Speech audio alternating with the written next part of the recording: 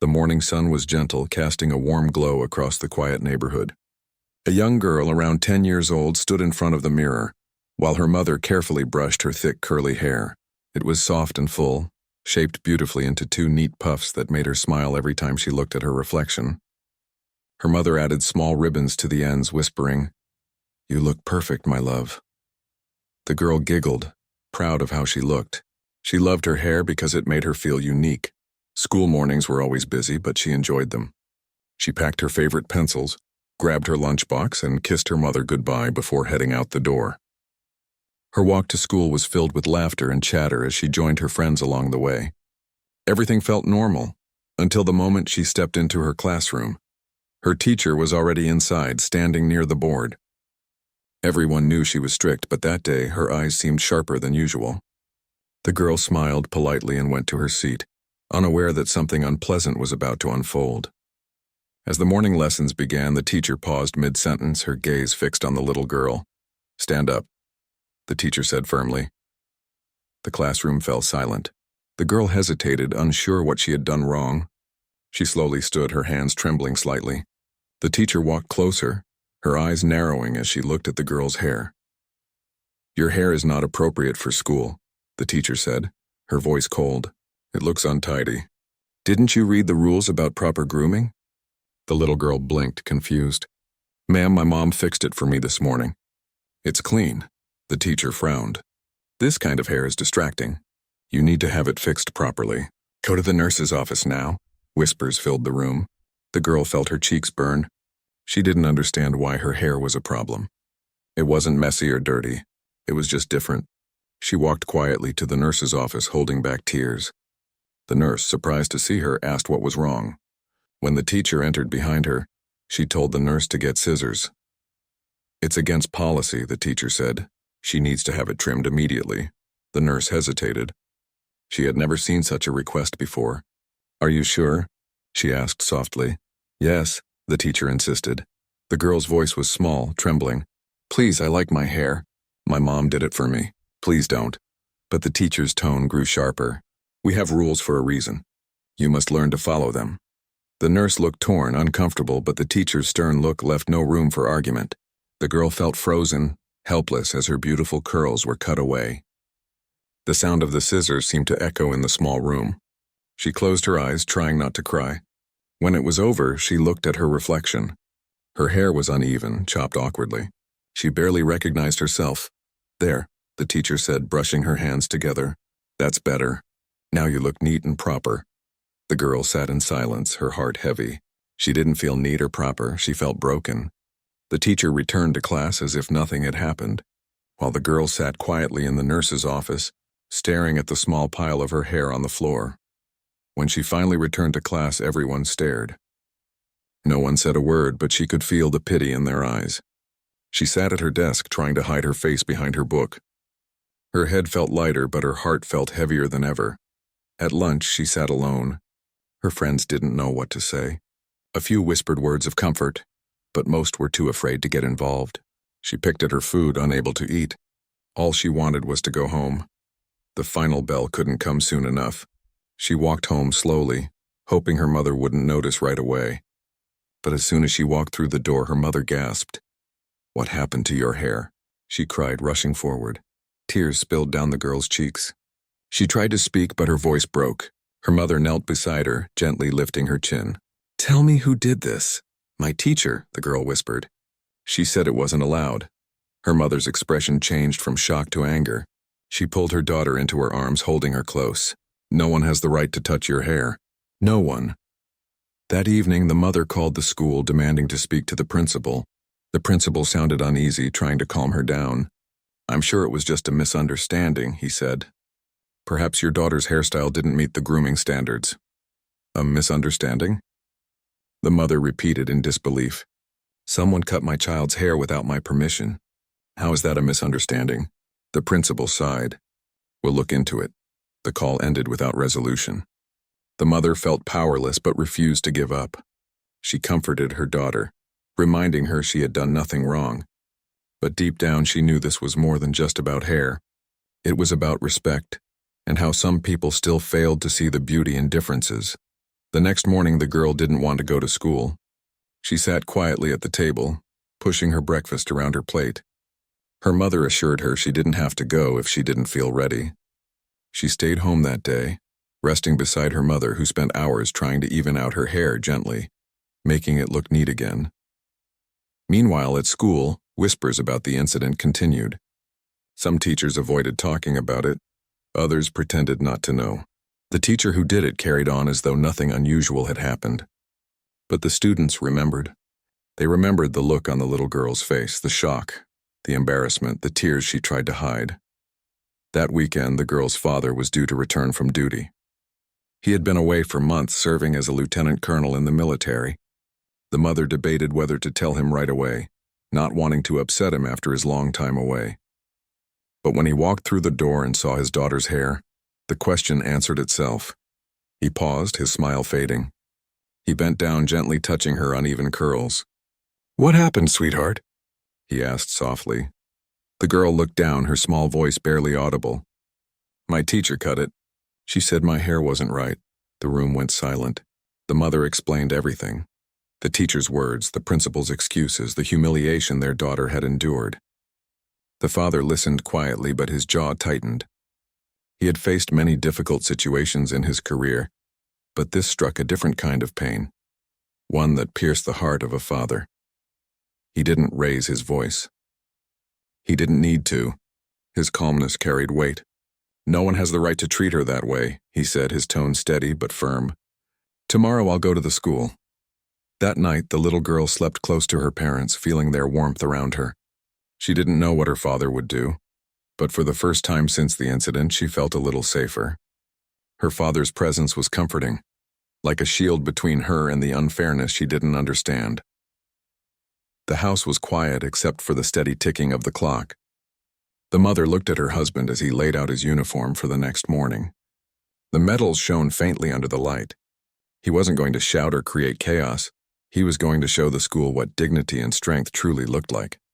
And somewhere in the back of the teacher's mind, though she didn't yet know it, a moment of reckoning was on its way.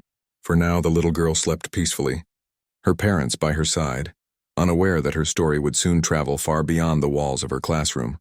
A story not just of unfairness, but of courage, family, and quiet power. The next morning, the air felt heavy in the house. The little girl woke up early but didn't move from her bed. She stared at the ceiling, feeling nervous about what might happen that day. Her father was already awake, ironing his crisp uniform. Every crease was sharp, every medal perfectly placed. He moved with calm focus, but his eyes showed quiet determination. Her mother watched him from the kitchen doorway, unsure what the day would bring. When the girl finally got dressed, she hesitated before stepping out of her room. Her father smiled gently at her and said, "You don't have to be afraid anymore." His voice was calm but filled with strength. He took her hand and together they walked out to the car. The drive to the school was silent. The girl looked out the window, her small fingers clutching her backpack straps. Her father's eyes stayed forward, steady. He had been trained to handle difficult missions, but this was different. This wasn't about battlefields or commands. This was about his child, someone who trusted the world to treat her kindly. When they reached the school, heads turned. A man in full military uniform walking through the hallway was not something anyone saw every day. Teachers whispered to one another as he passed. The principal, alerted by the front desk, hurried out of his office, his smile nervous and forced. "Good morning, sir," the principal said quickly, extending a hand. "What brings you here today?" The father looked at him steadily. "I'm here about my daughter." The principal's smile faded. He gestured toward his office. "Of course. Let's talk inside." They sat down. The little girl stayed close to her father, holding his arm. The principal tried to sound calm, but his voice wavered slightly. "There seems to have been a misunderstanding with one of our teachers." "I can assure you," the father interrupted softly, "there was no misunderstanding. Someone cut my daughter's hair without permission. That's not a mistake, it's a violation." The principal swallowed hard. "Sir, I completely understand your concern. The teacher believed she was following school policy." "Show me that policy," the father said firmly. "No," the father interrupted again, his tone sharper this time. "This isn't about acting quickly. This is about prejudice. My daughter was singled out because she looks different. And you allowed that environment to exist in your school. The principal's face turned pale. He knew there was no easy way out of this conversation. The father stood up slowly. "Call the teacher," he said. "I'd like to speak with her." Moments later, the teacher walked in, clearly uneasy. Her usual confident posture was gone. She froze when she saw the uniform. The father remained composed, his voice calm but steady. "You must be the one who decided to cut my daughter's hair." The teacher swallowed. "I was enforcing school rules," she said quickly. Her hairstyle didn't meet the standards. The father looked at his daughter, then back at the teacher. "And those standards, who decided them? Did you think her natural hair was a problem?" The teacher hesitated. "It was distracting." "Distracting to whom?" he asked quietly. "You or the students?" The teacher didn't answer. The father took a deep breath and continued. "My daughter is 10 years old. Her hair is part of who she is. You humiliated her in front of her classmates and took something from her that you had no right to touch." The teacher's face flushed. "I didn't mean to—" "Yes, you did," the father said, cutting her off. "You meant to make her conform to what you think is acceptable.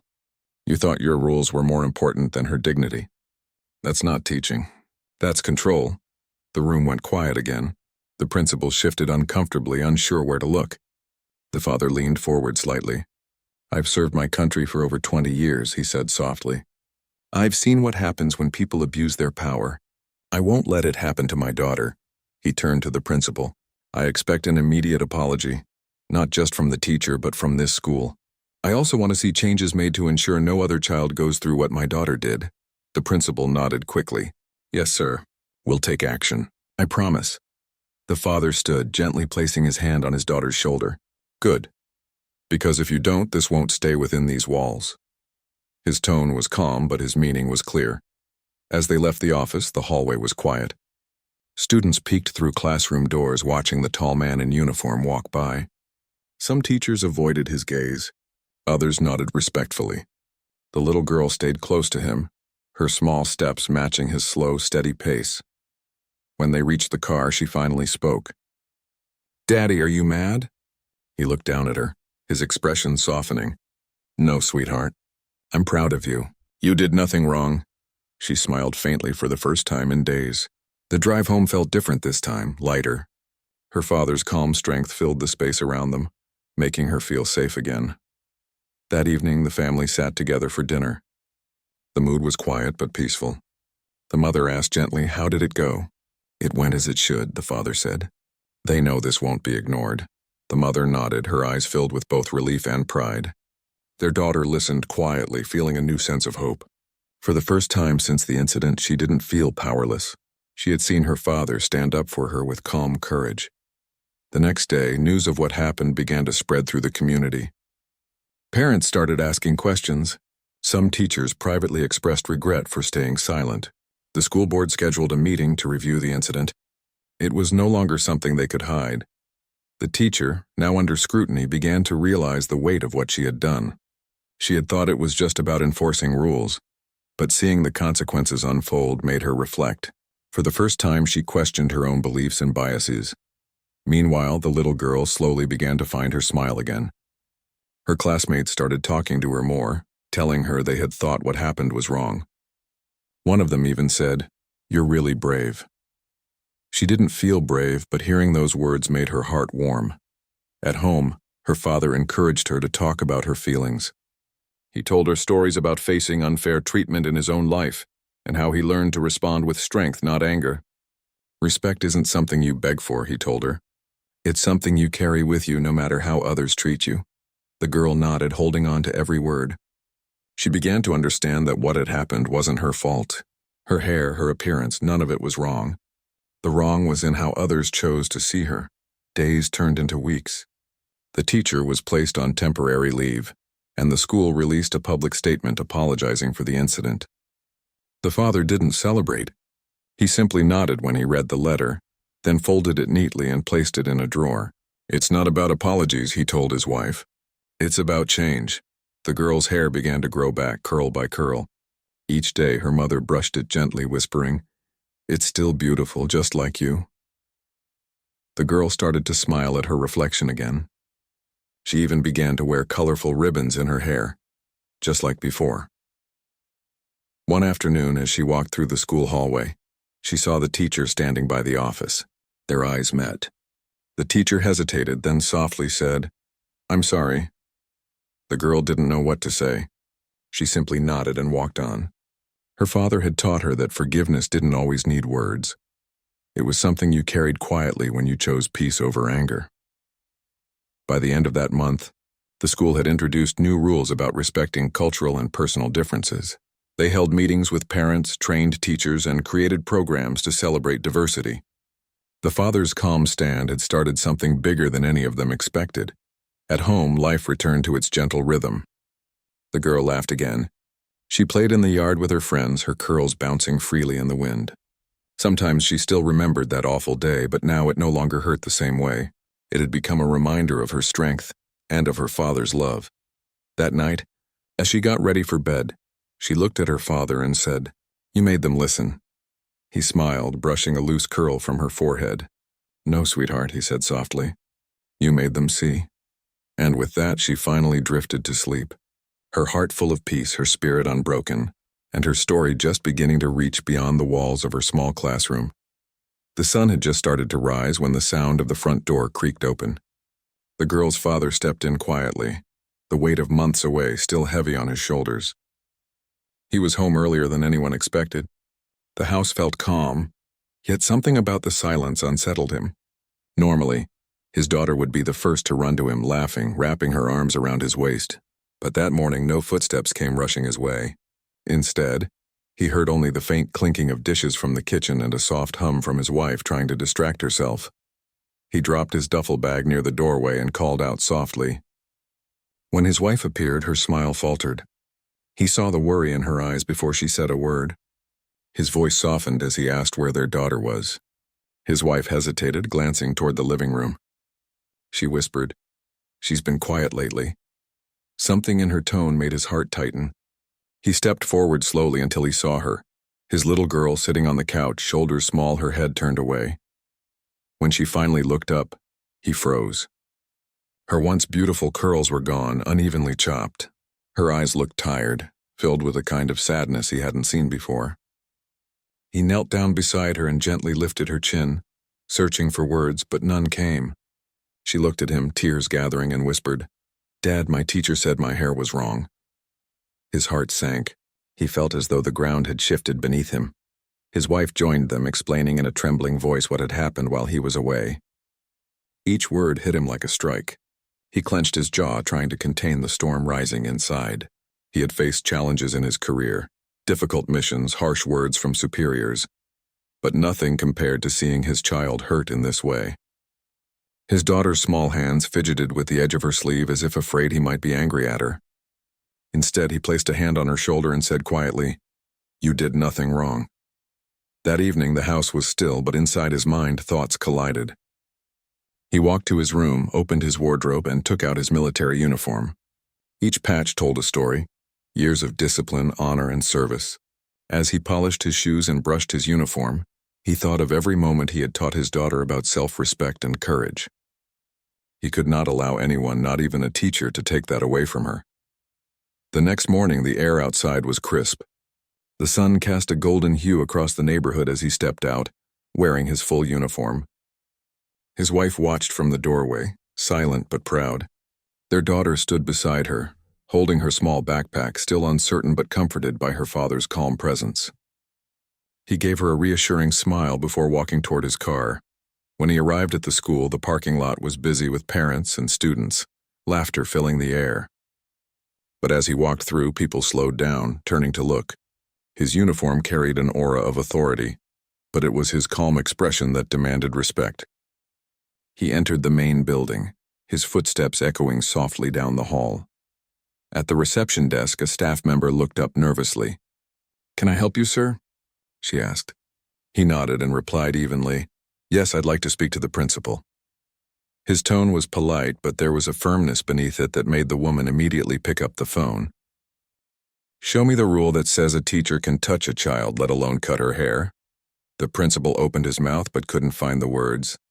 He fumbled through some papers, avoiding eye contact. The silence stretched uncomfortably. The father's calm voice filled the room again. You're responsible for this school, aren't you? For the safety of every student here? Yes, sir, the principal replied quickly. Then explain how this happened under your watch. The principal sighed. The teacher in question has been here many years. She has her ways. Maybe she acted too quickly, but... A few minutes later, he was guided to the principal's office. The principal greeted him with a forced smile, clearly aware of the situation. The father introduced himself with precision and respect, stating his name and rank. I'm here regarding my daughter, he said calmly. The principal's expression shifted and he began to explain, stumbling through excuses about misunderstanding school policy. The father listened quietly, his gaze steady, not once interrupting. When the principal finally stopped speaking, the father leaned forward slightly and said in a clear, composed tone, "A misunderstanding does not involve cutting a child's hair without consent." His words carried weight, not anger, but conviction. The room fell silent. The principal looked down, fumbling for the right words. Before he could respond, the father asked to meet the teacher involved. Moments later, the teacher entered the office. She was visibly uncomfortable when she saw him. She tried to offer an explanation about maintaining discipline and school appearance rules, but as she spoke, her voice wavered. The father stood, his tall figure commanding attention, and said softly, "My daughter is a child. Her hair represents her identity and pride. You didn't have the right to touch her, let alone humiliate her." His tone never rose, yet every word cut deep with truth. The teacher looked away, her confidence crumbling. The principal sat silently, realizing the gravity of the situation. The father continued, "You're supposed to teach children, not break their spirit." The quiet in the room was heavy. Then he added, "My daughter will not return to this classroom until the school can guarantee her safety and respect." He didn't need to threaten or raise. His voice, his presence alone made his words final. After leaving the office, he walked through the hallway once more. Students passed by whispering softly. Some recognized his daughter's face from class and looked on with a mix of curiosity and understanding. He didn't say a word, but his calm authority spoke volumes. Outside, his wife and daughter waited near the car. When the girl saw him, she hesitated for a second, then ran to him. He lifted her gently into his arms, something he hadn't done in a long time, and whispered, "You're perfect just the way you are." The next few days brought changes. The principal reached out with formal apologies, and the district opened an investigation. Parents from other families began to hear what had happened, and many came forward in support. The father didn't seek revenge. He sought understanding and respect. His goal was to make sure no other child experienced what his daughter had gone through. At home, things slowly began to feel normal again. His daughter started smiling more, laughing at small things, though sometimes she still touched her hair with sadness. One evening, as they sat together, he told her stories from his military life, how he learned to stand tall no matter who doubted him. He reminded her that strength isn't about fighting, but about staying true to who you are. He encouraged her to be brave, to love herself even when others don't understand. His wife listened quietly, her eyes glistening with pride. They knew they couldn't change the past, but they could shape how their daughter saw herself in the future. As days passed, she began walking to school again, holding her head a little higher each morning. Her classmates noticed, some even apologized for not speaking up. She forgave them, because her father had taught her that forgiveness doesn't mean forgetting. It means freeing yourself from bitterness.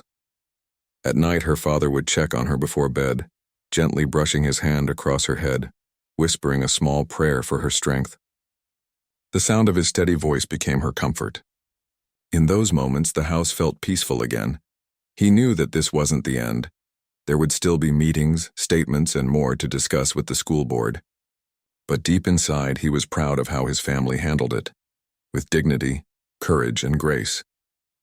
His daughter's strength reminded him why he wore his uniform every day. Not just to serve his country, but to protect what was right. And though the world outside kept moving, inside their home something had changed. His daughter had learned a painful lesson about how cruel people could be, but she had also learned something even greater, that she was loved, protected, and worthy just as she was. And her father, watching her slowly regain her spark, knew that no act of prejudice could ever silence her spirit again. The following morning, the sun rose slowly behind the clouds, casting a soft light over the small town. At the school, the usual noise of students filled the air. Laughter, running footsteps, and teachers calling out instructions. But that day there was a quiet tension in the halls. Word had spread that the father of the girl whose hair had been cut was coming back. Everyone had heard that he was in the military. Some said he was calm but strong. Others whispered that the teacher might lose her job. No one really knew what would happen, but everyone felt something big was coming. The father arrived at the school just after the first bell. He was dressed neatly in his uniform, every button shining, every crease sharp. He didn't come in anger. He walked with steady steps, polite but firm. The moment he stepped inside, people turned their heads.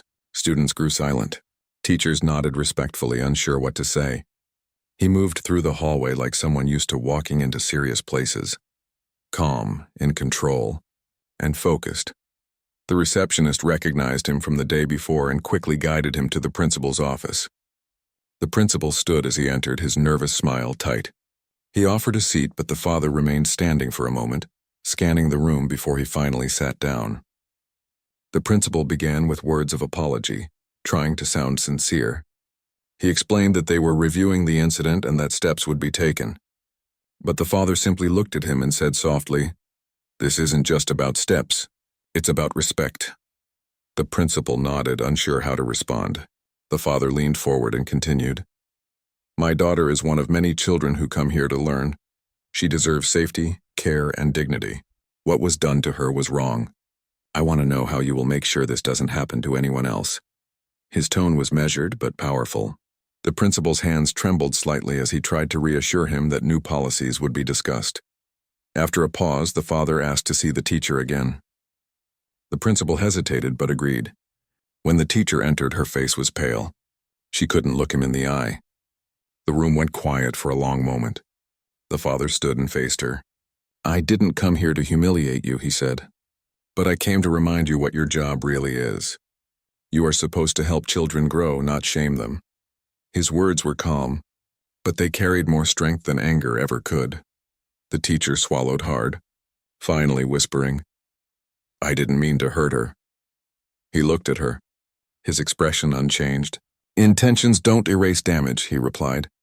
"You took something from her that no rule book gives you the right to take. Her confidence, her pride, and those things matter." The teacher's eyes welled up with tears. She nodded silently, unable to speak. After the meeting, the father requested a formal apology in writing, and for the school to create a clear policy against such treatment. The principal promised to call an emergency board meeting. The father thanked him, stood up, and left the room without another word.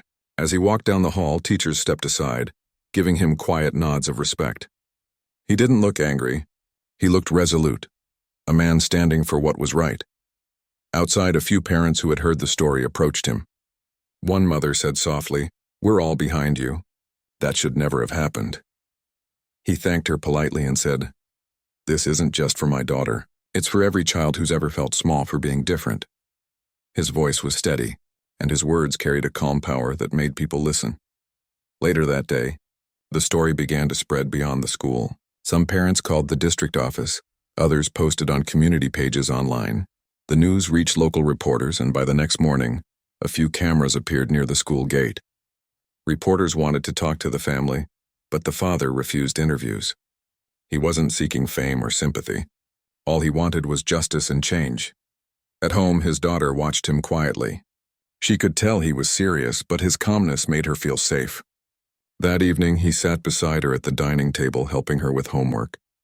When she hesitated, he smiled and said, "Don't ever let someone else's opinion decide your worth. You know who you are."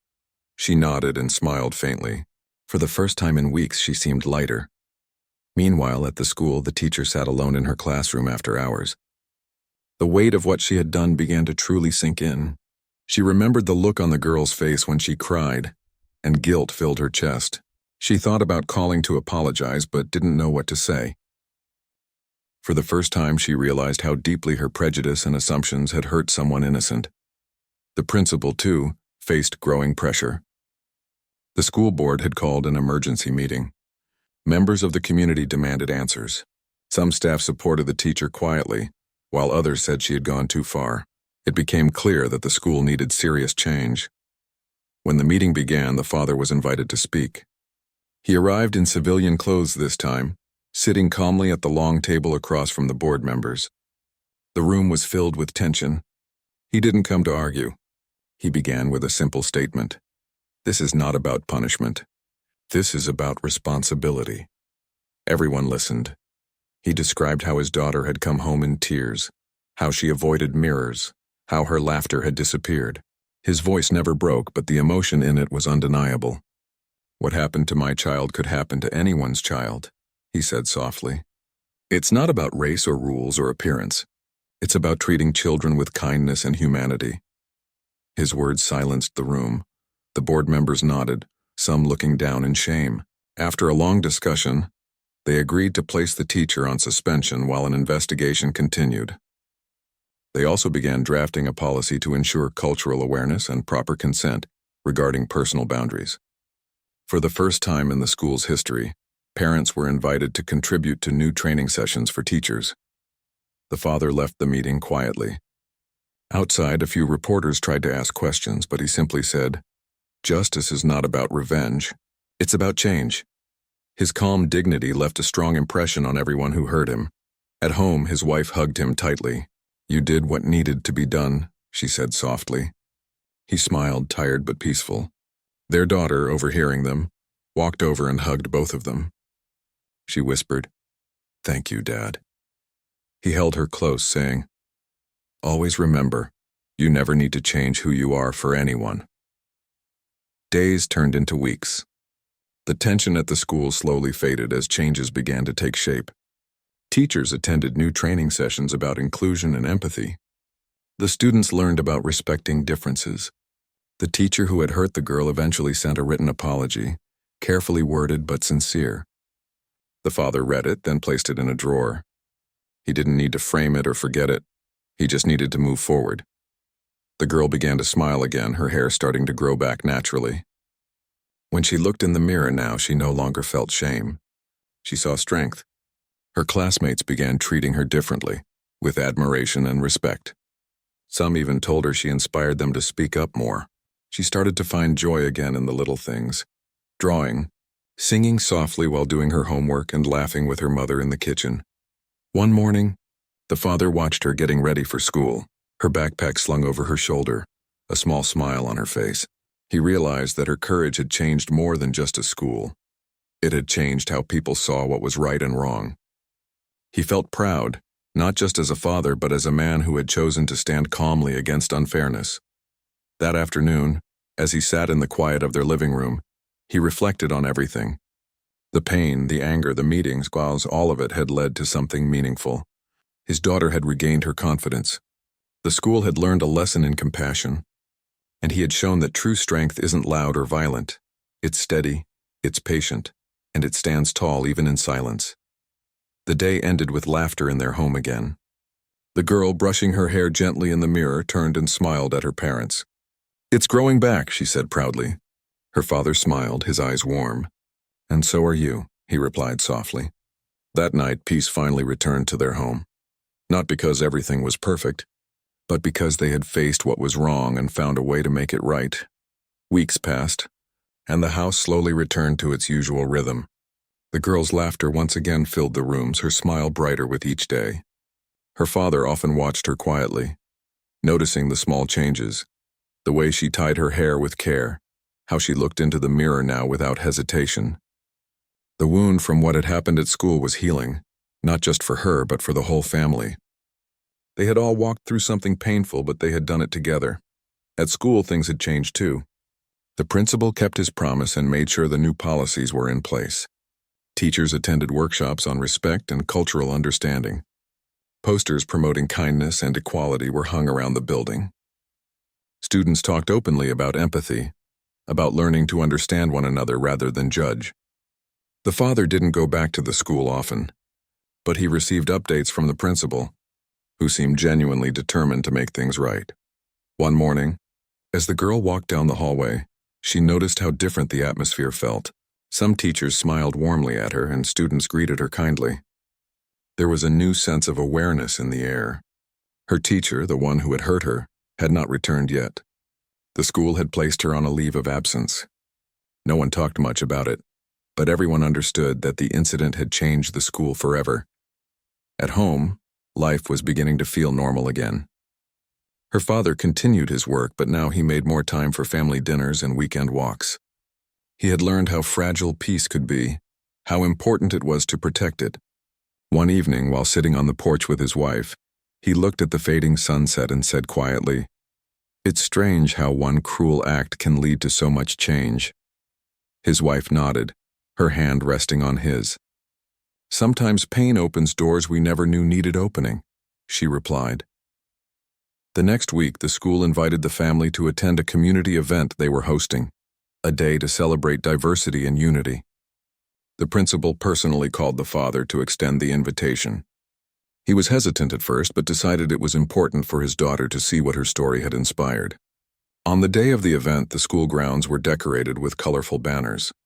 Families of different backgrounds came together, sharing food, music, and laughter. The girl wore a bright dress, her hair styled proudly in its natural curls. When she walked through the crowd, people smiled at her. Some even thanked her for being brave. During the program, the principal took the stage and addressed the crowd. His voice was calm but filled with emotion. "Sometimes we are reminded of how easy it is to hurt others without realizing it," he said. "And sometimes we are reminded that courage comes in small forms, like a young student standing tall after being wronged." The crowd applauded, and the father glanced at his daughter, who looked both shy and proud. After the speech, the father was invited to speak as well. He stepped up to the microphone, his presence commanding but warm. "When this all began," he said, "I didn't come here to fight. I came here to make sure my daughter, and every child, knows that they are worthy of respect." His voice was steady, carrying across the crowd. Change doesn't start with anger. It starts with understanding. We can't erase what's been done, but we can decide what we do next. His words were simple, yet they touched everyone listening. When he finished, people clapped, some with tears in their eyes. After the event, a few parents approached him, sharing their own experiences. One mother told him that her son had faced teasing because of his accent. Another parent said her daughter had stopped wearing her natural hair to school because she felt out of place. They all thanked him for speaking up, for showing that dignity could be defended without hate. He smiled humbly, replying, "We all have to look out for each other. That's how things change." As the days went by, the girl began to shine again. Her teachers noticed how she raised her hand more in class, how she laughed easily during group projects. The confidence she had lost was slowly coming back. One afternoon, her art teacher stopped her after class and said, "You know, you've inspired a lot of people here." The girl smiled softly and said, "I just wanted to be myself." The teacher nodded, "And that's exactly what makes you brave." At home, her father and mother often talked about how proud they were, but for the father, the experience had changed him too. He began volunteering at local community centers, talking to parents and teachers about respect and inclusion. People listened to him, not just because of his uniform, but because of his calm sincerity. He never blamed anyone. He simply shared what he had learned, that strength and kindness must walk together. One evening, a letter arrived from the teacher who had cut the girl's hair. It was handwritten, sincere, and full of apology. The teacher admitted she had been wrong, that she had let her own biases cloud her judgment. She wrote that she was attending counseling and diversity training, and she hoped one day the family could forgive her. The father read the letter quietly, then handed it to his wife. They decided to show it to their daughter. She read it carefully, her eyes moving slowly over the words. After a moment of silence, she said softly, "I forgive her." Her parents looked at her with pride. Forgiveness didn't erase what happened, but it gave them all peace.